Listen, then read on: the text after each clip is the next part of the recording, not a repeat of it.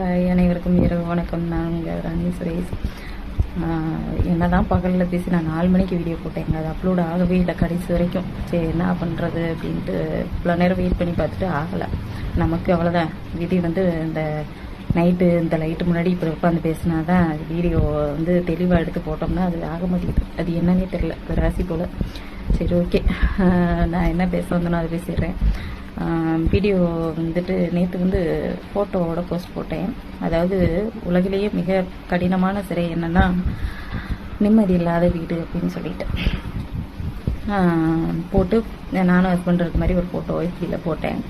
So நிறைய பேர் அந்த வசனம் நல்லா இருக்கு, ஆமாம் உண்மைதான் அப்படின்னு நிறைய பேர் பண்ணியிருந்தீங்க. ரொம்ப சந்தோஷம். அதில் ஒரு 4-5 கமெண்ட் சகோதரின்னு சொல்லி தான் போட்டிருந்தீங்க. நான் தப்பு சொல்லலை, இருந்தாலும் நான் ஏற்கனவே சொல்லணும்னு நினச்ச விஷயம் நீங்கள் இப்படி சொன்னதுனால எனக்கு சரி இதை சொல்லிடலாமே அப்படின்னு தோணுச்சு. அதனால சொல்கிறேன். லைஃப்பை நல்லா என்ஜாய் பண்ணுறீங்க, நல்லா ஜாலியாக இருக்கீங்க அப்படின்ற மாதிரி. ஆக்சுவலாக அது 4 வருஷம் ஆச்சு அந்த ஃபோட்டோ எடுத்து. அப்போ வாழ்க்கை ஓரளவு நல்லா போயிட்டு இருந்தது. குலதெய்வ கோயிலுக்கு போயிட்டு வரையில் அப்போலாம் பாப்பா ரொம்ப சின்ன போயிட்டு வரையில் அது வேலை விட்டுட்டு தான் போனோம். நாங்கள் 2 பேரும் ரொம்ப வெயில், அதனால் அவர் கூலிங் கிளாஸ் போட்டிருந்தாரு. அதை வாங்கி நான் போட்டுட்டு ஒரு போஸ் கொடுத்தே சொன்னோம். சரி அதை போடலாமே அப்படின்னு சொல்லிட்டு போட்டேன். உண்மைதான், என்னன்னா சந்தோஷம், கவலை, கஷ்டம் எல்லாமே நிறைஞ்சதான் வாழ்க்கை. சரிங்களா? சந்தோஷம் மட்டுமே வாழ்க்கை இல்லை, கஷ்டம் மட்டுமே வாழ்க்கை இல்லை. இப்போ சிரிச்சு நான் பேசுகிறேன் இல்லையா, ஸ்மைலிங் பேச இருக்கணும், சிரிச்ச முகத்தோடு இருக்கணும். மற்றவங்களுக்கு முடிஞ்சளவு மற்றவங்கள்ட்ட ஒரு 4 வார்த்தை அன்பாக பேசணும். மற்றவங்கன்னா தெரிஞ்சவங்க, நமக்கு பிடிச்சவங்க, நம்ம பழகிறவங்க அப்படின்னு சொல்லிட்டு.